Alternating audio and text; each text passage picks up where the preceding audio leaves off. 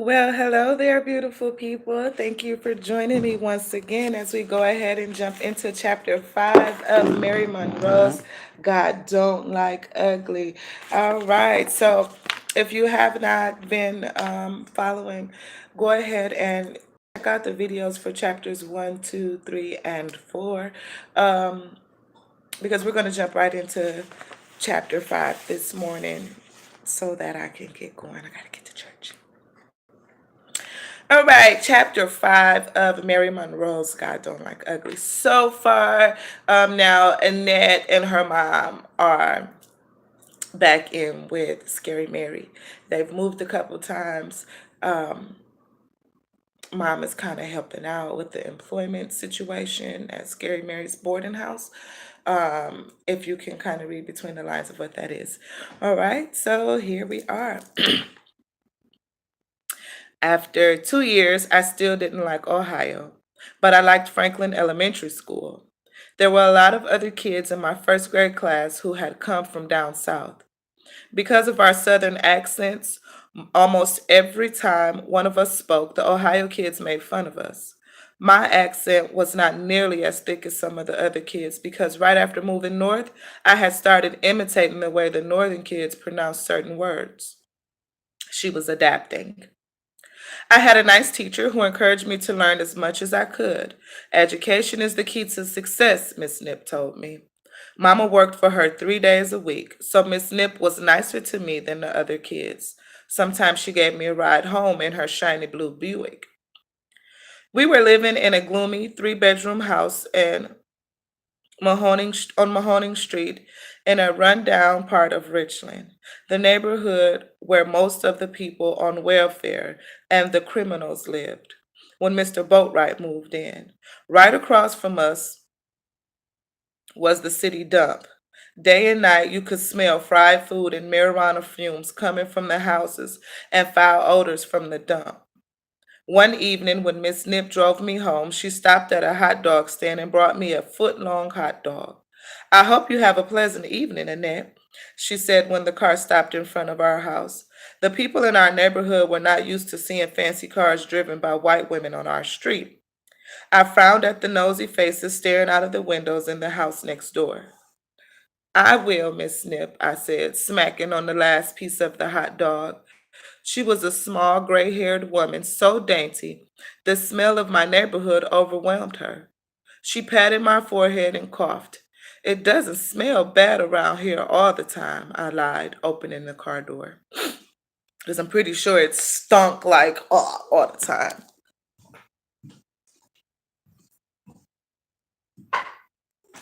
Excuse me.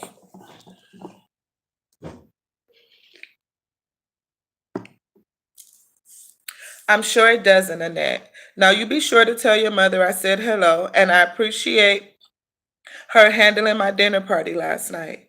Miss Snip smiled. She had given Mama the day off, which meant Mama had some unexpected time to spend with me. I hated coming home to an empty house and having to wait so late to eat dinner. Knowing that Mama was home and dinner was ready or close to it, I ran up on our porch with eager anticipation until I entered our living room and saw that strange old man unpacking his things. Now, remember when we started, chapter 1 started with the net coming in and Mr. Boatwright having all his shoes lined up down the wall, and she explained them looking like missiles. He was taking his musty belongings out. He was really excited. I didn't sleep much that first night with Mr. Boatwright in our house. When I woke up the next morning, I thought I had dreamed him. But within seconds, I knew he was real. Before I could get my clothes on, I heard his voice downstairs. Sister Goody, what kind of greens you want me to cook today? Collards, mustards, or turnips? He asked. I cussed out loud to myself, so I didn't even hear Mama's response. By the time I got downstairs to the kitchen, Mama had her coat on and was about to leave out for work. Annette, you come straight home from school to start getting acquainted with Mr. Boatwright. She smiled, smoothing my hair down. I glared at him. Yes, ma'am, I mumbled, hardly moving my lips. And you better mind him, Mama said. Oh, me and Annette going to get along real good in no time, he said, hands on his hips, smile on his face. He had on a gray flannel housecoat that touched the floor. I didn't even eat breakfast that morning. I just sat at the kitchen table, staring from one wall to the other, while he sat in the living room watching TV. I left to go to school without saying a word to him. Miss Snip knew something was wrong the minute I entered the classroom, 10 minutes ahead of the other kids. Annette, are you all right? You look rather down this morning. Is there a problem? I had to take a deep breath before I could speak. This old man moved in with us yesterday, and I don't like him, I admitted. And Mr. Boatwright, your mother mentioned him to me the other day. And why don't you like him? Miss Snip asked. She put her hand on my shoulder and started rubbing it. Uh, I don't know, I admitted. He's old, and I think he's going to be bossy. Miss Snip patted my head and laughed. Don't be too hasty with your judgments. Your mother is not a fool. She knows what's best for you. Give Mr. Boatwright a chance, she advised. She basically telling Annette, give the man the benefit of the doubt. Your mama, knows what's best for you. She's not going to make these horrible decisions for you and her at this time, right? But of course, Miss Snip doesn't know the background of the way things have been going for Annette and Sister Goody. The first few days living with him in the same house were rough on me. Miss Snip came to meet him and liked him, but I resented his presence. Mama made me stop roaming around the house in just my panties, and I couldn't turn on the TV in the morning until he got up. When he shaved, he left nappy gray hair in the bathroom sink and pee all over the toilet seat and floor that he took his time cleaning up. Too old for that. But by the time he got settled in, my feelings started changing. He had brought a smell with him that reminded me of Daddy, a musty, pleasant odor that I had only smelled on certain men. Every time he entered the same room I was in, I thought about my daddy, and in some ways, it was like I had my daddy back. Mr. Boatwright won me over when he started giving me candy and doing all the house cleaning that I should have been doing. He hugged me a lot and rubbed me in various places on my body, and it felt good. He had the same sadness in his eyes my daddy and I had. Once, after he had given me my Bible lesson, he leaned over and said, "Give me some sugar." I closed my eyes and smiled, expecting him to brush his lips across my cheek or forehead. My eyes flew open when I felt his dry lips on mine. And so it begins. Will you be my daddy, Mr. Boatwright? I pleaded, licking my burning lips. Girl, I'm going to be more than your daddy, he informed me, kissing me the same way again. He patted my behind, and I laid my head against his lumpy blossom. Annette, being 6 years old, is not understanding what's really taking place at this point. He is planting the seeds of deception. He is planting the seeds of what is to come from this Mr. Boatwright. Kissing his baby on the lips. Now you're gonna tap her on the butt, and in your mind, you telling her we're gonna be more than I'm gonna be more than your daddy. In her mind, she like yes. In his mind, he like yes.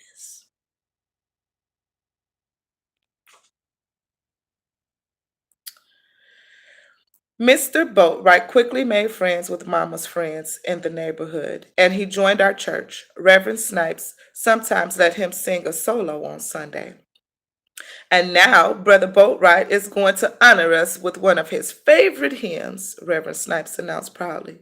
Reverend Snipes was a little reddish brown man about Mr. Boatwright's age who reminded me of a sad dog.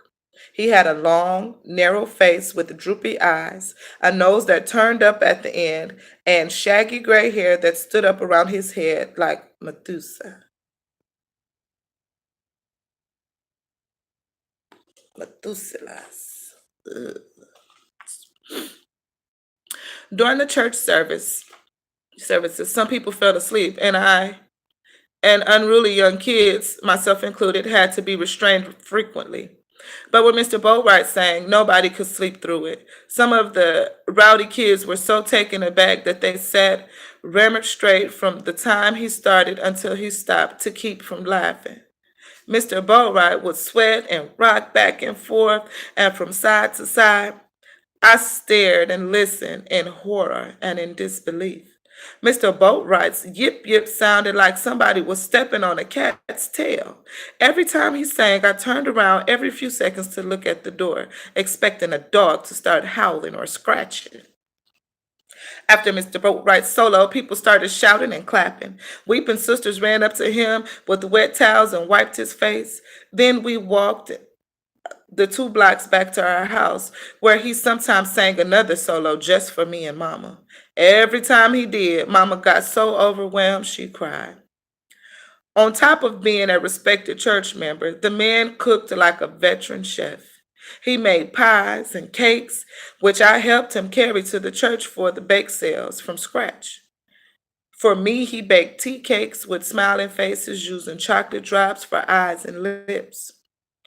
I didn't know how much his disability check was each month, but he brought a lot of nice things for our house that Mama had never been able to afford. He even brought us a new television and me a brand new tricycle. Oh, Mr. Boatwright, you just like Santa Claus, I laughed, hugging him for buying me the new tricycle. You more than a daddy. See, I told you I would be. He tickled my armpit and looked at me long and hard with his mouth hanging open. It was a look that made me so uneasy. I suddenly had to pee. You want me to run to the store to get you some Anacin or a bottle of pop or something, Mr. Boatwright? What you want me to do for you? Uh, just give me another hug for now, he said, almost out of breath. He leaned down and I hugged him around his neck as hard as I could. He slapped my butt, then squeezed it. That's when I excused myself to go to the bathroom. He was 53 when the nightmare started.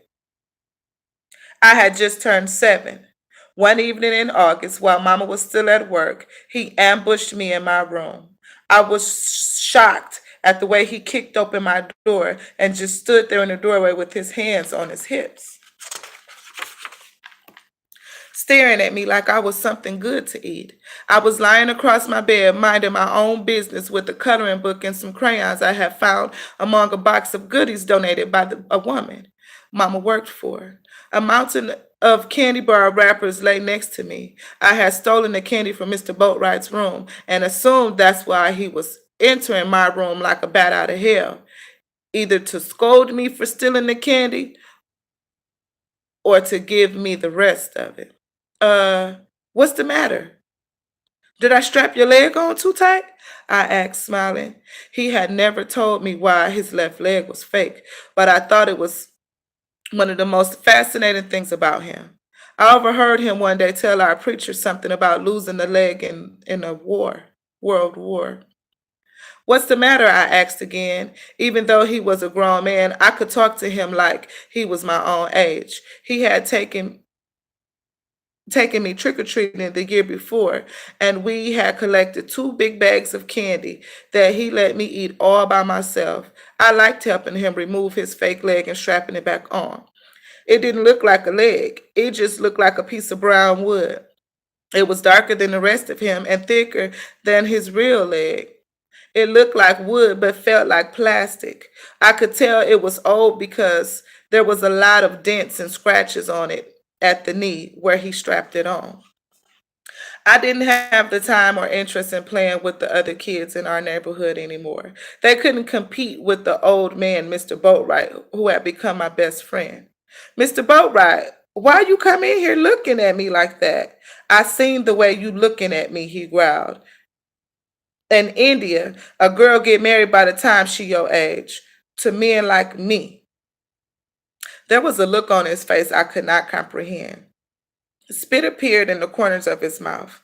I was scared and amused at the same time. I didn't know whether to scream or to laugh. Huh?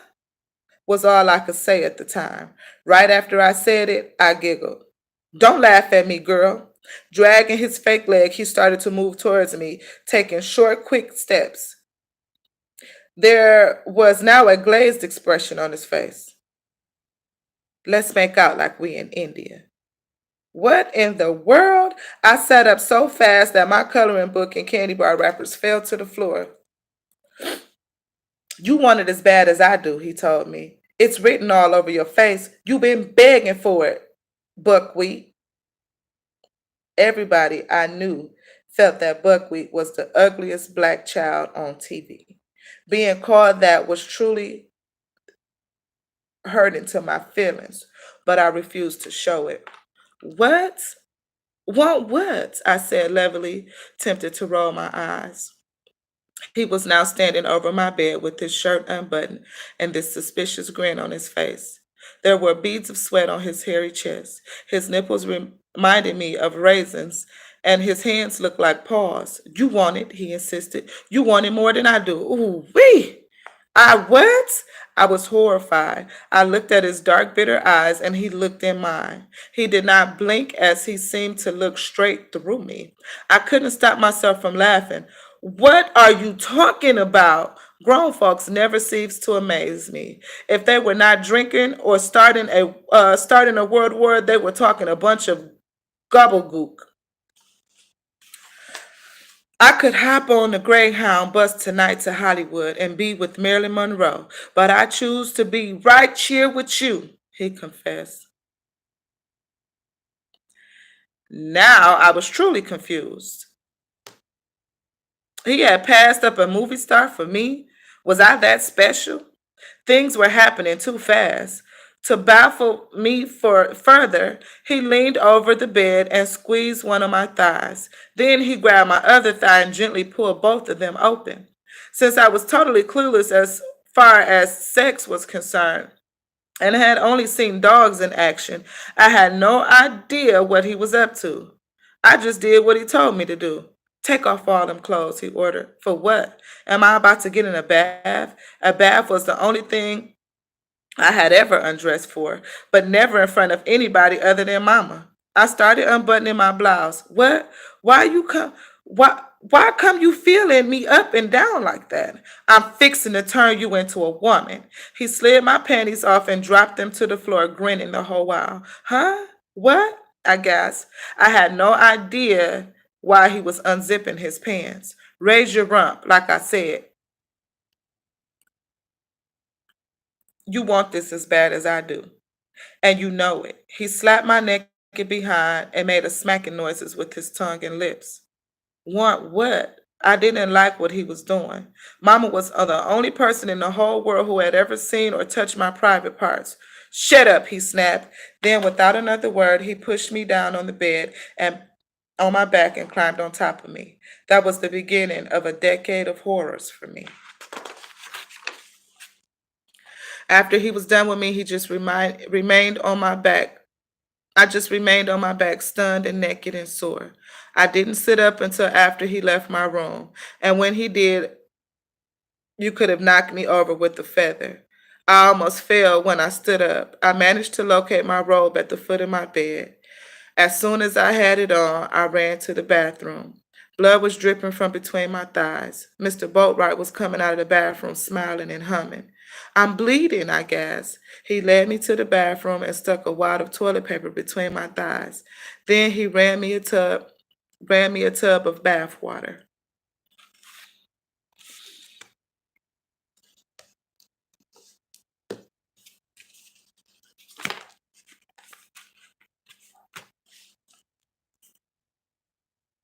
And I hate to read that chapter because it is so disturbing. But there you have it. That is chapter 5 of Mary Monroe's God Don't Like Ugly. Remember, focus on being good. Don't worry about being ugly, because being ugly is a terrible thing at times. Like Mr. Boatwright, ugly, ugly man. go ahead and hit that thumbs up button or hit that thumbs down button.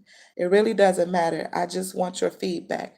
More importantly, though, I want you to hit that subscribe button, hit that share button, ask your friends to join this book club, and let's find out what happens at the end of God Don't Like Ugly together. And then drop some comments below on what you think about the story, what you think will happen next. Drop a comment of what you would like us to read next. All right? And on that note, be blessed and have a wonderful, wonderful day. Love you all.